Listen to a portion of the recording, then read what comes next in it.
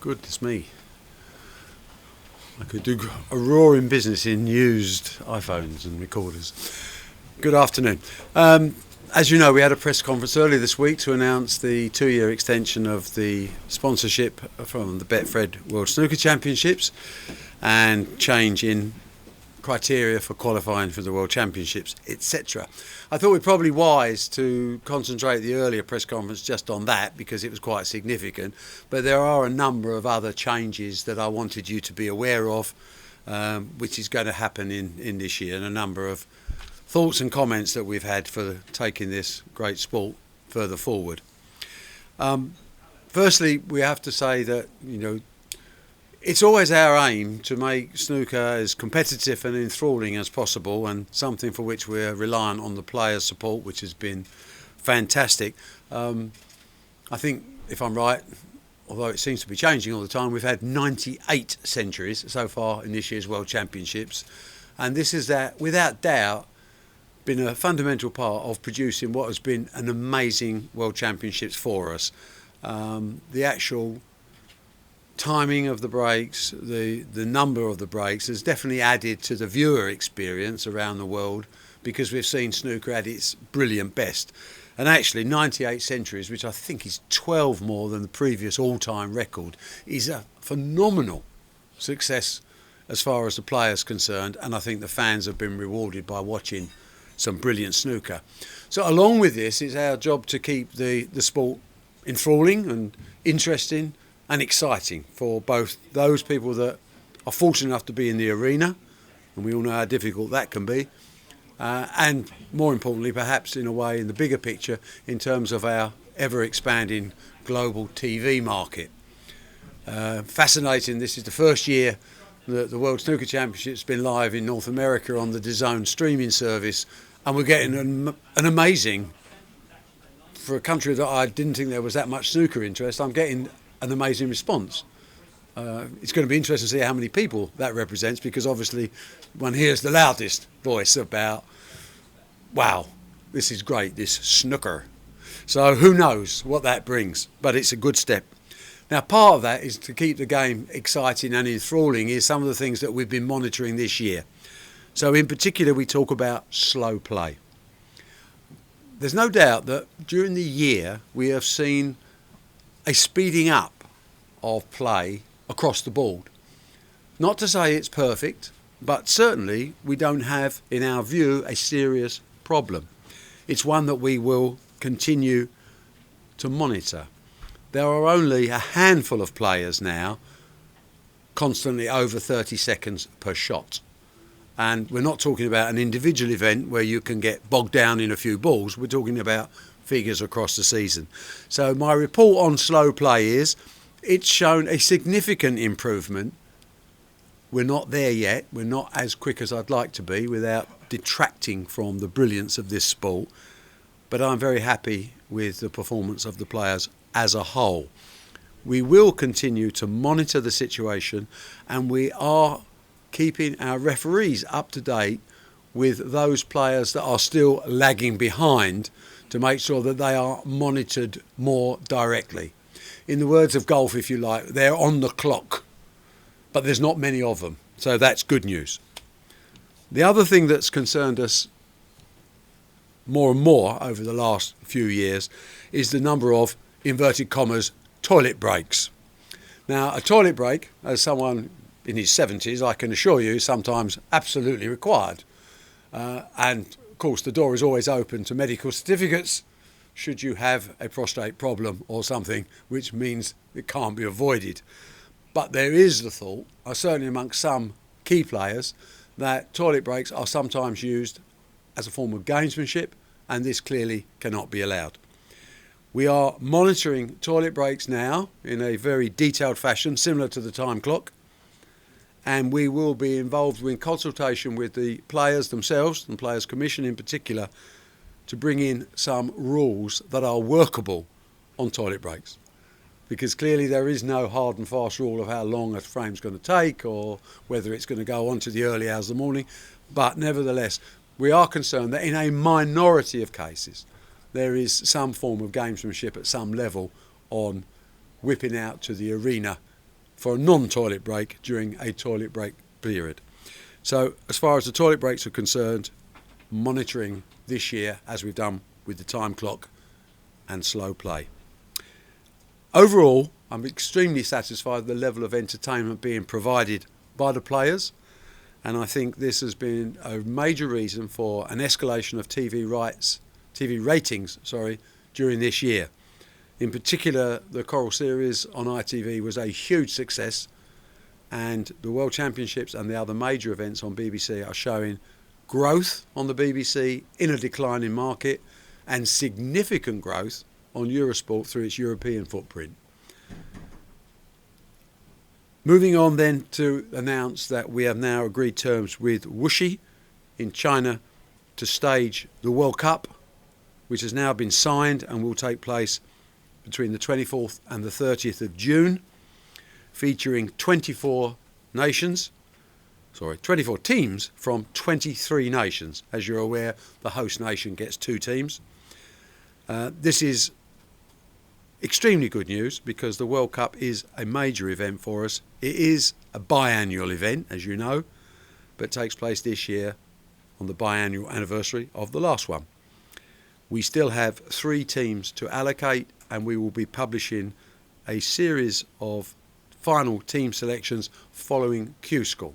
At the moment we have 19 teams confirmed, 19 different nations working on our current ranking system, but of course following Q School that may change. If not, there will be 3 other additional teams invited. 24 teams, 23 nations. The actual whole tournament schedule for 1920 season will be published tomorrow on the World Snooker website, which will show a list of tournaments. Roughly speaking, we're aiming at 20 ranking events and 10 invitational events, with a total prize money estimated at £15 million. Also in the 1920 season, we will embark on our first Q School Asia, which will be taking place towards the end of the 1920 season, alongside obviously the traditional Q School here, which has I think 207 entrants vying for 15 cards. We talked about the Coral Series and the success it's been on ITV4, which has been nothing short of dramatic, and the whole principle of this series seems to be gaining momentum. Last year, if you remember, we put up an additional prize of £125,000 for anyone who won all 3. This year we will not be doing that, but we will instead an additional £100,000 award for the winner of the Corals Cup, which is effectively the ranking prize money list for those 3 events. So prize money in those events will still go 100, 125, 150, but the winner of the Corals Cup, and apologies to Ronnie O'Sullivan who won it this year, but only won I think 2 out of 3, didn't get the bonus. If he does it again next year, there's an additional £100,000. There's been some discussion over the 147 pot about whether it's achievable or whether it's not, and what do you get if you make a 147. I think that's a highlight, a summary of some of the players' views.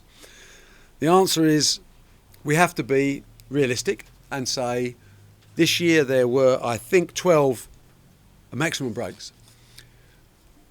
A 147 is the ultimate achievement for a player, a snooker player, because it's the dream of making the perfect game. It is a fact of life, however, that with the standard of today's players, we are having quite a lot of perfect games. So on the one hand, we have more perfect games. On the other hand, does the award of a £5,000 roll-up actually reward that game? In the player's eyes, it doesn't, because it is the perfect game. In the businessman's eyes, it does, because there's quite a lot of them. So the halfway house, if you like, which we are embarking on for the 1920 season, is on the one hand to have this very difficult to achieve minimum of 20 147s in the tournament season, and that will be from 25 tournaments. So not just the ranking events, the Masters, the Champion of Champions, the Championship League, all of those will be included. And it's still tough because it's nearly won an event.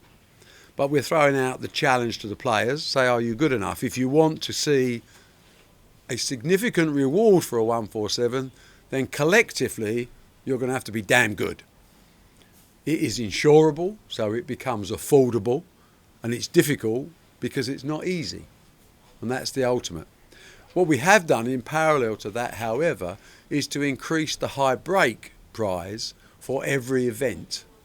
So in other words, although the £5,000 roll-up doesn't go, you will see that the high break compensates in some way to that. But there's going to be a significant difference this year. The high break prize will be awarded irrespective of the stage of each tournament. So in other words, the qualifying rounds will still count.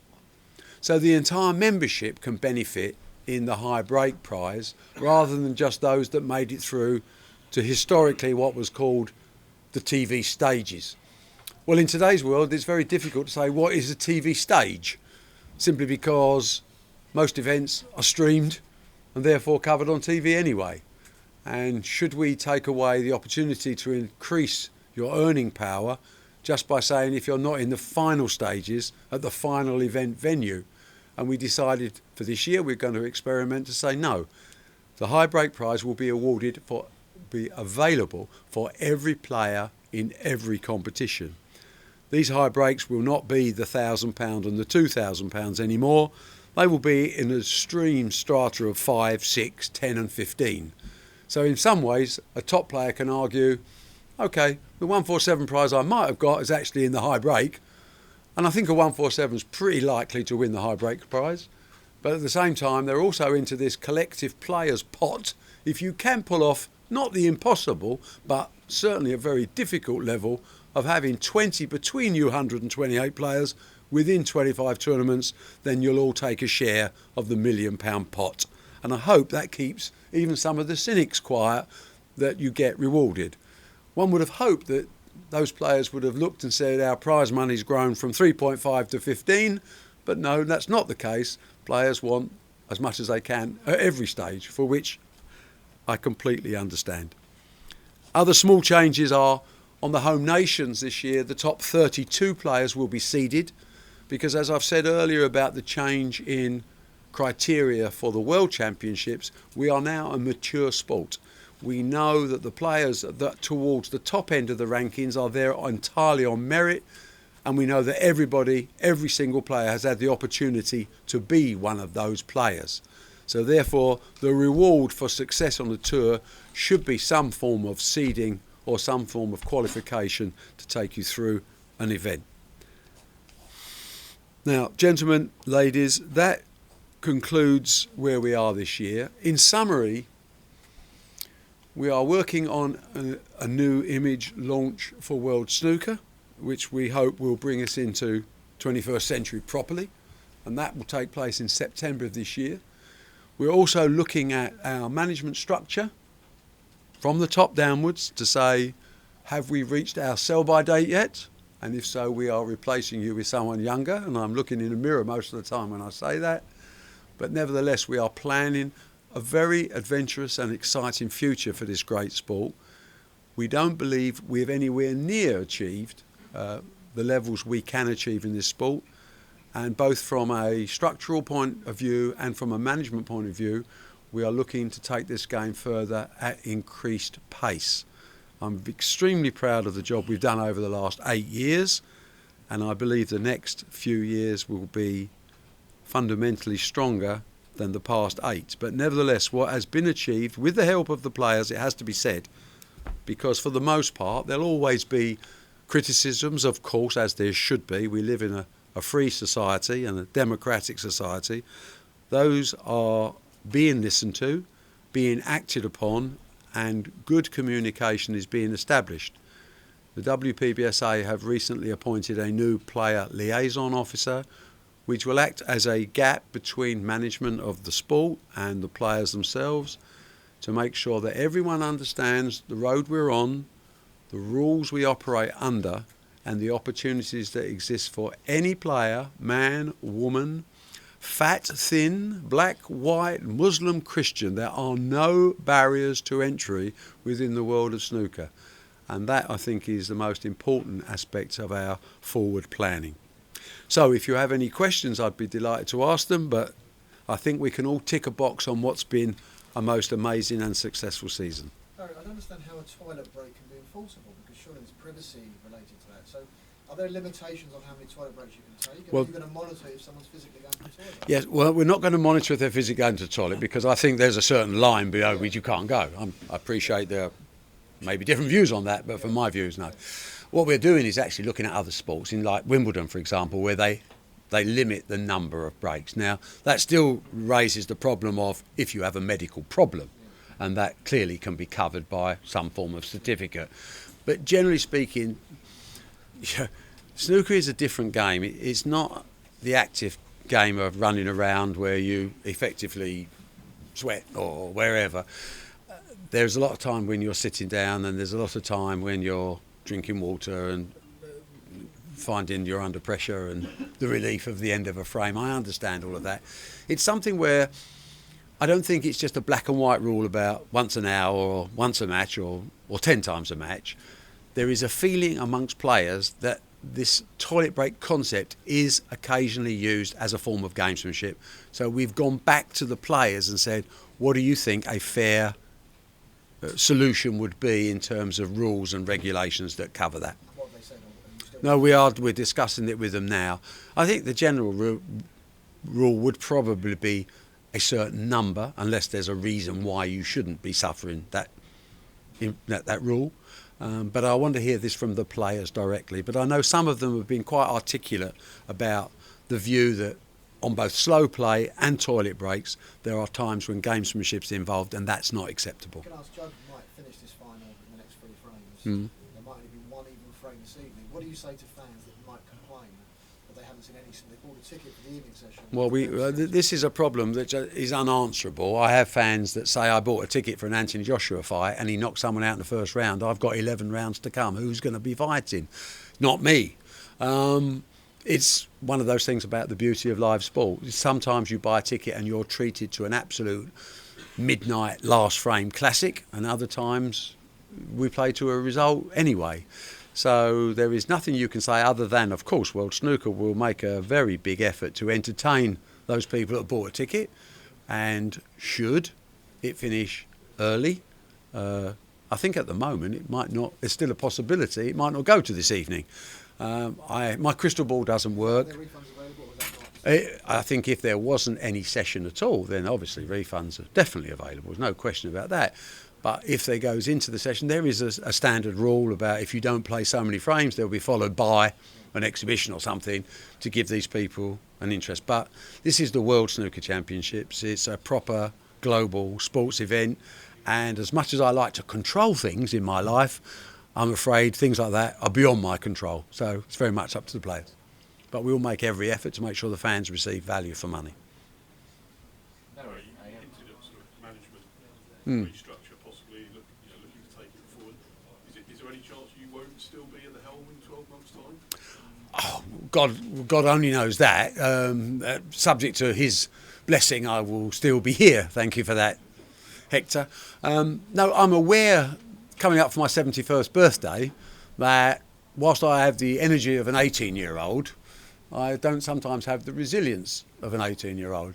So I'm aware across all my businesses, and obviously snooker is a part of it, not the biggest, but a major part of my life, that I want to be around whilst I'm useful and whilst I feel I'm adding to the conversation.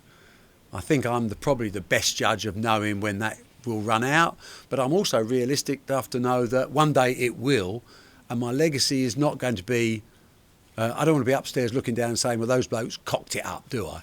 I want to make sure I've got the right management, and I'm pretty pleased with my management at the moment. I think they do a pretty good job, as I'm sure most of you found out. But from leading the game forward to the next level, I have to make sure that across all the companies I'm involved in, the management is there if I'm not. Clearly, as age will eventually get me, I have to plan that. I'm not saying I'm a short-term occupant of this seat, but I am a renter rather than an owner. If that makes sense, Hector. But trust me, I'm sure most of you blokes will tell me when I pass my sell-by date anyway, because I know most of you personally. I won't take offence. I might cry a little in the corner. But I've had a wonderful experience in sport generally and in snooker specifically, and I will be there while the game needs me when I feel I can make a contribution, and I'm sensible enough to know when that comes to an end, as it will one day for all of you, not just me. I'm sure you're the best journalists in the world, and there will be days when you can't write a sentence. That's probably a good time to jack it in. Right. May, sorry.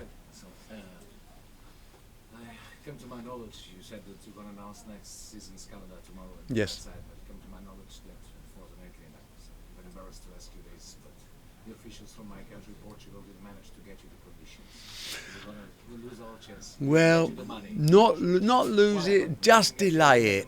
There's no doubt there's. The fans asking this to me. The Yeah. Portuguese here. All I can say to you is that there's no doubt in the enthusiasm of Portuguese snooker fans.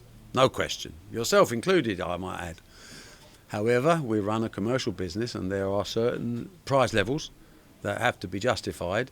And at this stage, Portugal has not come up with a deal which is acceptable to us in comparison to other countries that want a snooker event. It is an ongoing dialogue. We are looking at 2020. And I'm sure one day, with your enthusiasm and the enthusiasm of Portuguese fans, we will be there. But if you look at the evolution of snooker in the last 8 years, we started up with Plan A. Plan A was fill up the schedule, get these players working. That was achievable.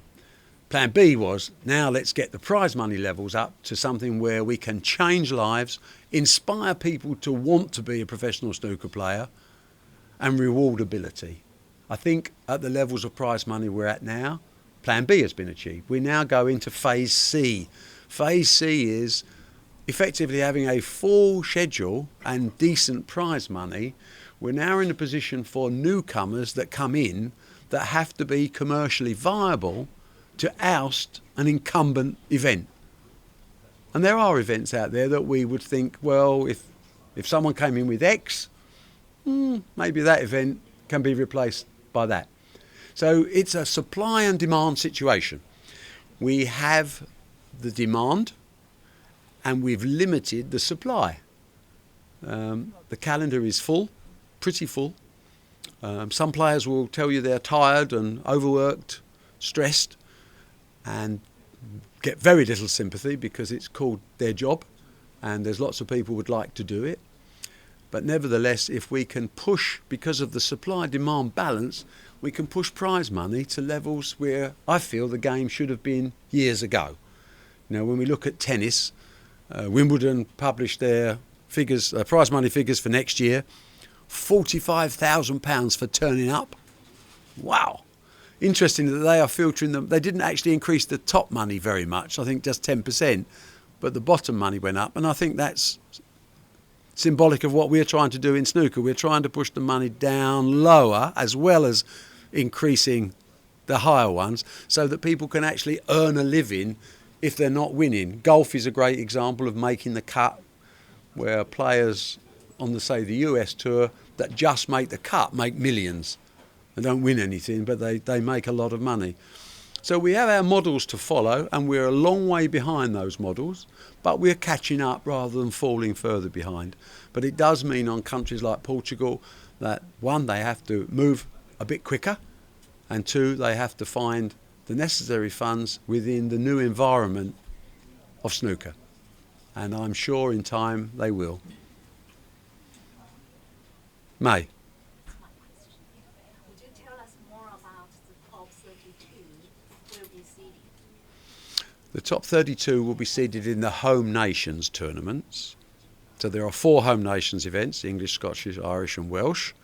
In the past, only the top 16 has been seeded, and we're extending that to seed the top 32 in the first round matches. So the players have a protection, if you like, because of a seeding position they have earned, whereas the other players have an opportunity to be a top player and make themselves top players. We hope that makes the level playing field make sense whilst rewarding ability on the tour. Everything else all finished? Thank you, boys. Thanks very much for all your hard work this year. Much appreciated.